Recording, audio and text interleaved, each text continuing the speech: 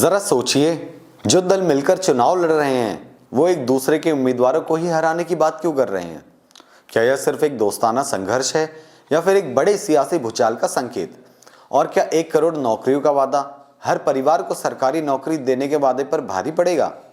क्या लखपति दीदी और माई बहन मान योजना के बीच बिहार की महिलाएं अपना भविष्य चुन पाएंगी? बने रहिए हमारा बिहार के साथ, क्योंकि हम आपको बिहार की राजनीति के इस दोराहे का पूरा विश्लेषण दिखाएंगे, जहां दोस्ती, दुश्मनी, वादे और दांव पेंच सब एक साथ चल रहे हैं। चलिए सबसे पहले बात करते हैं महागठबंधन के अंदर मचे इस घमासान की, जिसका केंद्र है बछवाड़ा विधानसभा सीट। यहां भारतीय कम्युनिस्ट पार्टी भाकपा ने अपने ही सहयोगी दल कांग्रेस के खिलाफ मोर्चा खोल दिया है। भाकपा के राज्य सचिव राम नरेश पांडेय ने बिना लाग लपेट के कांग्रेस उम्मीदवार गरीब दास को बीजेपी का एजेंट कह दिया है। यह आरोप हवा में नहीं लगाया गया है। पांडे ने इसके पीछे का इतिहास भी बताया। उन्होंने याद दिलाया कि सन 2020 के विधानसभा चुनाव में भी जब बछवाड़ा सीट महागठबंधन के तहत भाकपा को मिली थी, तब भी गरीब दास ने निर्दलीय उम्मीदवार के तौर पर चुनाव लड़कर वोट काटे थे, जिसका सीधा फायदा बीजेपी को हुआ। बात यही नहीं रुकी। पांडे का आरोप है कि सन 2024 के लोकसभा चुनाव में भी गरीब दास ने पर्दे के पीछे से बीजेपी उम्मीदवार की मदद की थी। अब 2025 में जब यह सीट फिर से भाकपा के खाते में आई है और उनके उम्मीदवार अवधेश राय मैदान में हैं, तो कांग्रेस ने फिर से गरीब दास को अपना सिंबल थमा दिया। भाकपा का दावा है कि उनके पास इस बात की खबर है कि गरीब दास के चुनाव प्रचार के दौरान बीजेपी उम्मीदवार से गुप्त बैठकें हुई है। अगर यह सच है तो यह महागठबंधन के लिए किसी बड़े धोखे से कम नहीं है। इस कहानी में एक और दिलचस्प मोड़ तब आता है जब गठबंधन की एक और वामपंथी पार्टी भाकपा माले मैदान में कूदती है। माले के राज्य सचिव कुणाल ने एक अजीब सा बयान दिया है। उन्होंने कहा कि कुछ सीटों पर दोस्ताना संघर्ष हो रहा है, इसलिए उनकी पार्टी बछवाड़ा में तो भाकपा उम्मीदवार का समर्थन करेगी, लेकिन बिहार शरीफ और राजपाकर सीट पर कांग्रेस उम्मीदवार को सपोर्ट करेगी। यह कैसा गठबंधन है जहां एक ही छत के नीचे रहने वाले दल अलग अलग कमरों में बैठकर अपनी अपनी खिचड़ी पका रहे हैं?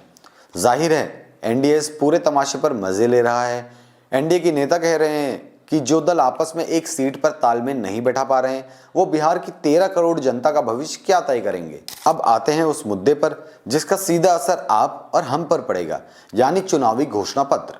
एनडीए और महागठबंधन दोनों ने ही वादों की झड़ी लगा दी है। चलिए जरा गहराई से तुलना करते हैं। सबसे पहले नौकरी का सबसे बड़ा वादा। एनडीए ने एक बहुत बड़ा आंकड़ा पेश किया है, 1 करोड़ सरकारी नौकरियां। लेकिन इसमें एक शर्त है, ये नौकरियां स्किल सेंसस यानी कौशल जनगणना के बाद ही दी जाएगी और इसके लिए हर जिले में मेगा स्किल सेंटर बनेंगे। वहीं महागठबंधन का वादा ज्यादा सीधा है, हर परिवार में एक व्यक्ति को पक्की सरकारी नौकरी। दोनों ही वादे बहुत बड़े हैं, लेकिन सवाल यह है कि इन्हें पूरा करने के लिए पैसा कहां से आएगा। एनडीए मिशन करोड़पति और लखपति दीदी योजना की बात कर रहा है, जिसके तहत 1 करोड़ महिलाओं को लखपति बनाया जाएगा और महिला उद्यमियों को 2 लाख तक की मदद दी जाएगी। वहीं महागठबंधन की माई बहन मान योजना के तहत महिलाओं को 5 साल तक हर महीने 2,500 रुपए यानी साल के 30,000 रुपए देने का वादा है। ईबीसी और दलितों के लिए एनडीए एक स्टडी कमेटी और बिजनेस ग्रुप्स के लिए 10 लाख की मदद की बात कर रहा है, जबकि महागठबंधन सीधे तौर पर पंचायतों में ईबीसी का आरक्षण 20% से बढ़ाकर 30% और SC/ST का कोटा 16% से बढ़ाकर 20% तक करने का वादा कर रहा है। मुफ्त बिजली, स्वास्थ्य और शिक्षा का भी जान लेते हैं। इस मामले में दोनों दलों में होड़ लगी है।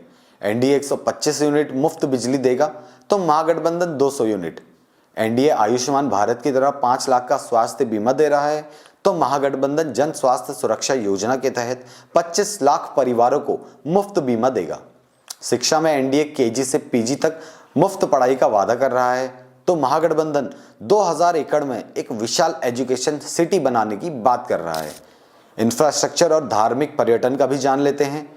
एनडीए ने 7 एक्सप्रेसवे, रेलवे के आधुनिकीकरण और 4 शहरों में मेट्रो का वादा किया है। साथ ही एक बड़ा धार्मिक कार्ड खेलते हुए मिथिला में माता सीता के जन्म स्थान पर सीतापुरम नाम की एक नई स्पिरिचुअल सिटी बनाने का ऐलान किया है। इसके जवाब में महागठबंधन ने भी 5 नए एक्सप्रेसवे का वादा किया है।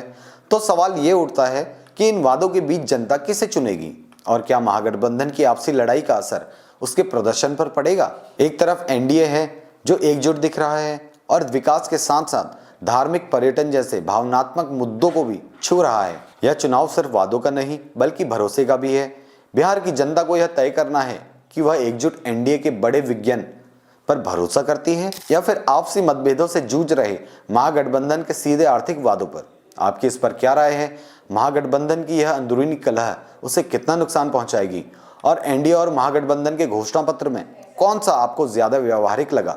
अपनी राय नीचे कमेंट सेक्शन में जरूर बताएं। बिहार चुनाव से जुड़ी हर छोटी बड़ी और सबसे सटीक विश्लेषण खबर के लिए हमरा बिहार को सब्सक्राइब करना बिल्कुल ना भूलें।